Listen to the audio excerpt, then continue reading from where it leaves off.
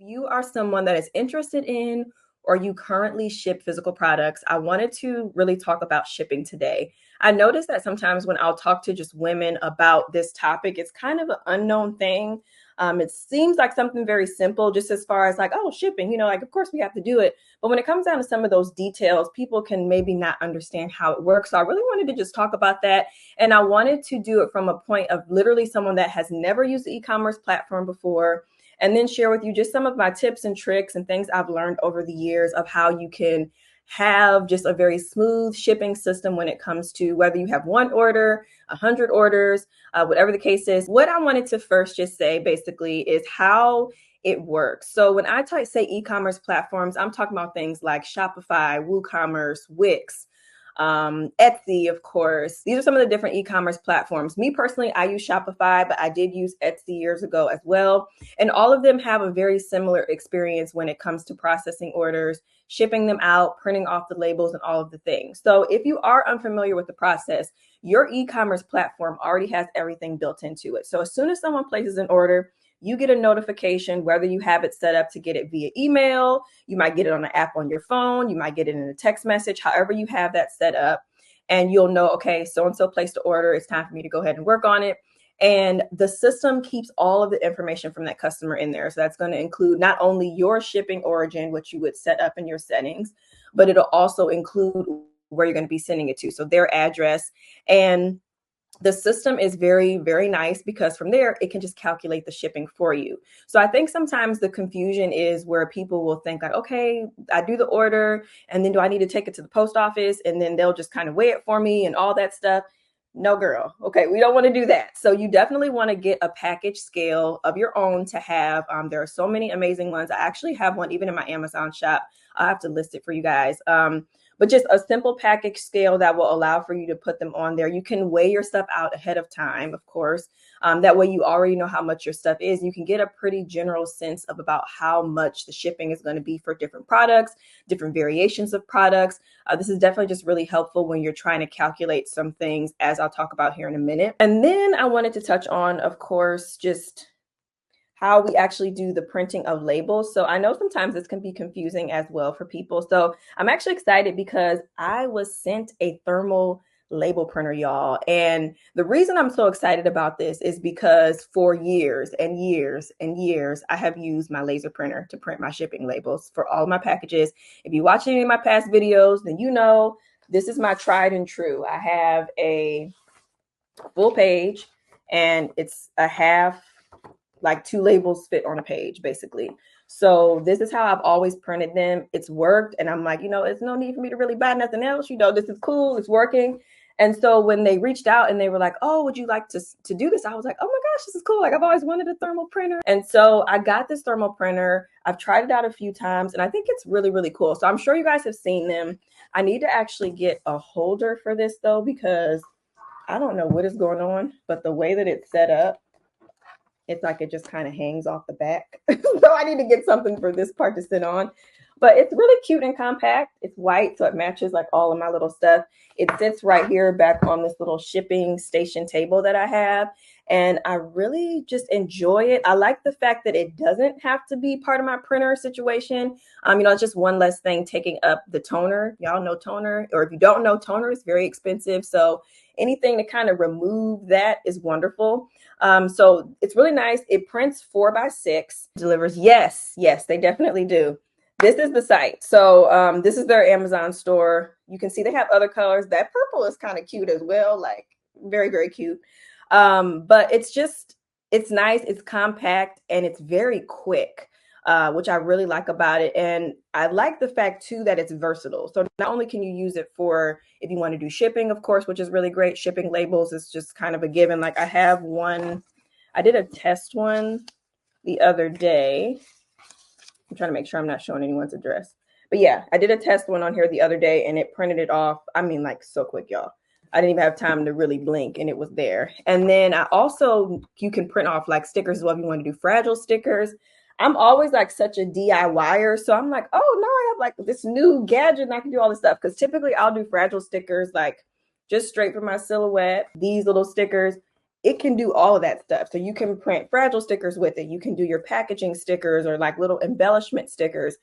They have a lot of different shapes and sizes and all those different things as well, which I think is very, very cool. So I am very grateful for this product. I'm excited to use it, especially as I'm getting into busy planner season, and just excited to see, like I always love like seeing the videos where it just like starts printing off all of them at a time. So I will definitely keep you guys posted about it. But if you're interested, I do have the link for it below to learn a little bit more, especially if you are just getting all of your stuff in order and you're trying to figure out what's the best thing, the best route to go.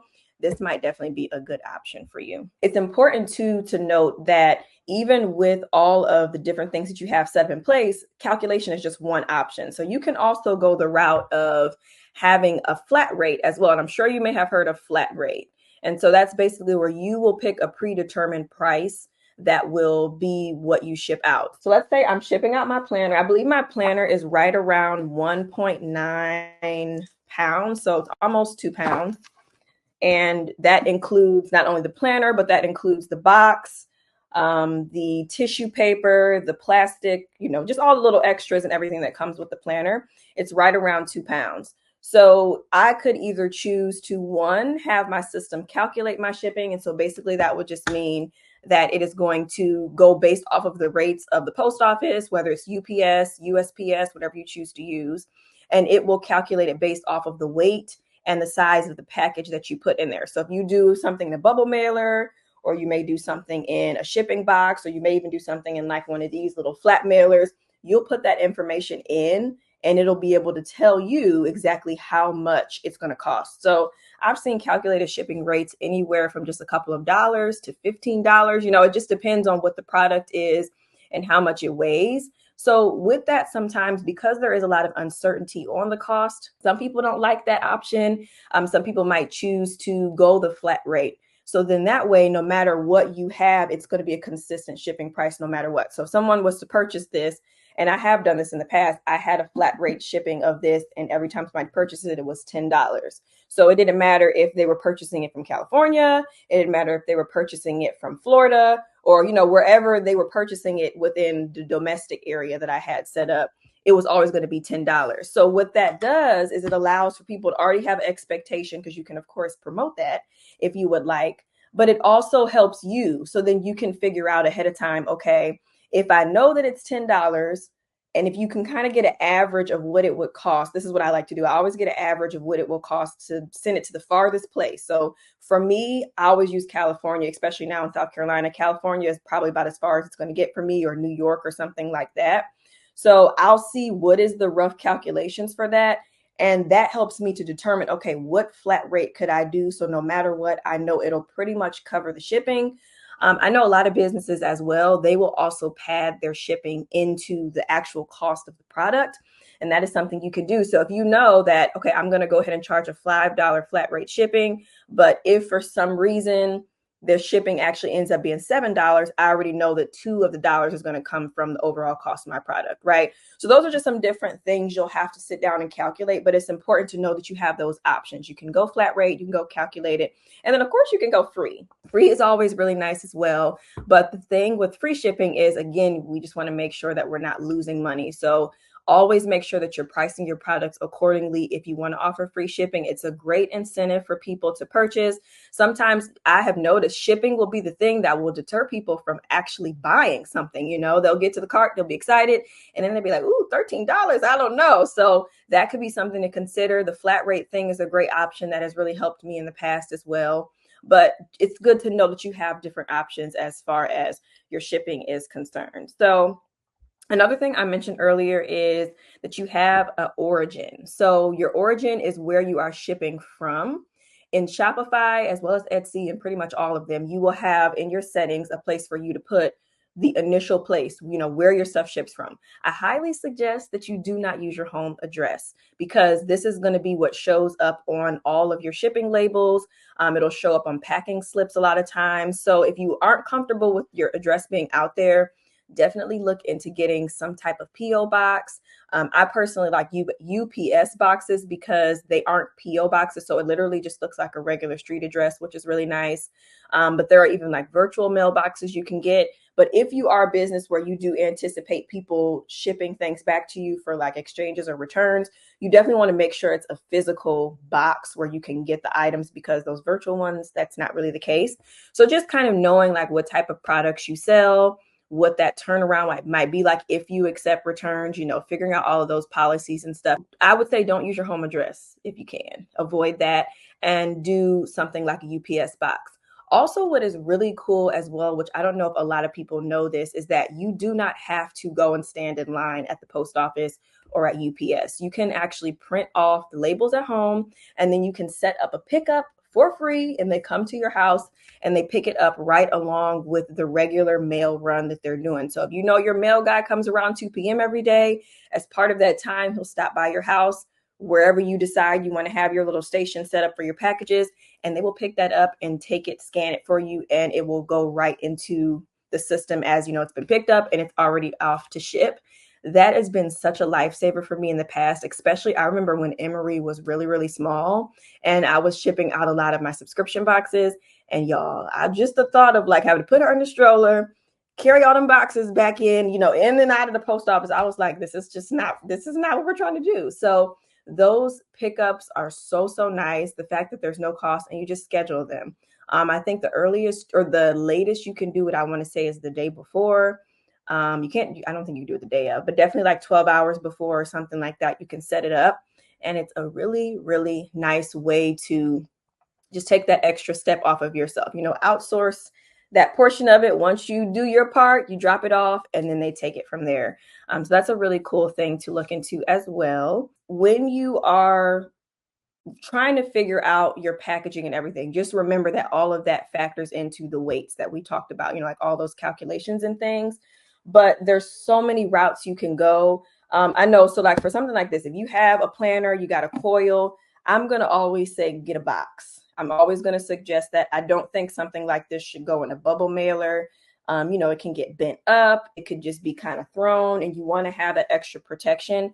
Whenever I package up the planners, not only do they get bubble wrap on them, but then I always include some type of it's kind of like that newsprint paper that they have. This is one of the little pieces of it, but it's that newsprint paper. And I'll just take this and I'll ball it up, and then that stops the stuff from shifting around in the box. Or even you could do like the little air pillows, depending on how much space is left. Sometimes I don't have enough space for those. So that's really great. I love utilizing tissue paper. As you saw, I love doing stickers. So you don't have to do a whole lot for it to just feel good when somebody gets it. Like, it doesn't have to be anything over the top. But just you want to make your packaging cute. You want people to feel like it's something special for them when they get it. Another thing that I have utilized for years and years is just the different size, these little plastic things. I have them in all sizes, and I try to get them as close as possible to the size of the product so it can, kind of hug it and make it like it's made for the product. So that's another really good thing to look into. I mean, honestly, you don't really need a whole lot. So just depending on where you're getting started, if you're doing stickers, for example, let's say maybe you're just starting with stickers, you really only need possibly, I used to put my stickers in envelopes, but really just like a flat thing like this. If you're just doing planners or journals that are a little bit thicker with a coil, the boxes, and you want to try to get that box as close to the size of your planner, just to make sure that, again, there's not like a whole lot of bouncing around. Because even if you put a fragile sticker on there, if there's all this room for it to move around, it can bump, and then like the corners can get bent and different things like that. It's always nice to include like a little note if you can, or something like that. I started including these little inserts in there, and they look like little cards that are folded, and I put that in there and has a QR code for people to scan. So there's just a lot of things you can do to have fun with it. I mentioned that with e-commerce platforms, you can ship through them directly.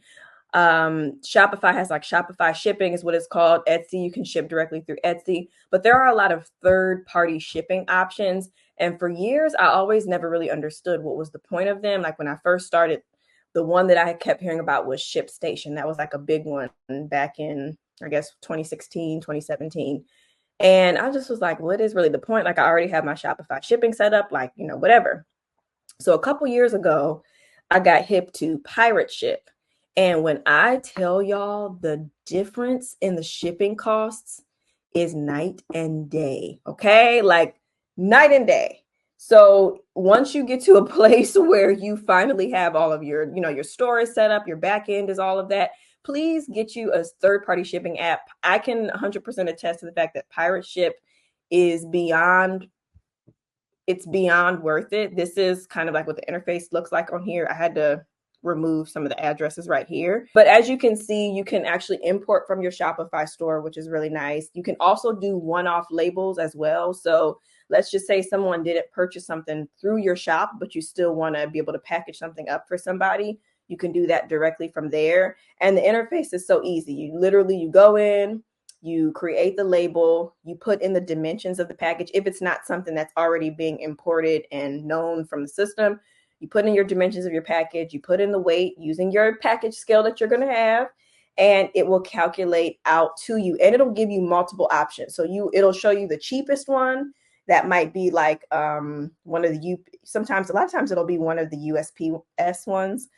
It'll give you a couple different options. It'll give you if you need it to be in 2 days, overnight. Like it gives you this whole list of options, which is really, really great. And then you can choose, the most affordable one. You can choose the one that's going to get it to them the quickest. So I highly suggest something like this because they didn't really have that much integration for me with Shopify shipping when I was using it. And then on top of that, which is great as well, as I mentioned, when you schedule those shipments or when you schedule for them to come pick your stuff up, Pirate Ship will actually print you off. Like, let's say you have 20 orders that are going out. If somebody was to come and pick up the 20 orders with just like the regular shipping system, they would have to scan every single thing individually, which, that could kind of be a headache for the mailman. But with Pirate Ship, you can actually just have one code, like one little scan code, and it'll represent all of the packages that are within that set of things that are going out. So I also thought that was another really cool feature that they have that I've liked to use as well, because I don't know, I just something about just them sitting there at my front porch trying to scan packages. Like I always felt bad when they did that. And so now that I have this, it's really nice. So I wanted to mention Pirate Ship as well. Definitely check it out if you are, in the market, and you don't have to just use it with Shopify. You can literally create a Pirate Ship account and then use it for, whatever you're doing for your business. So yeah,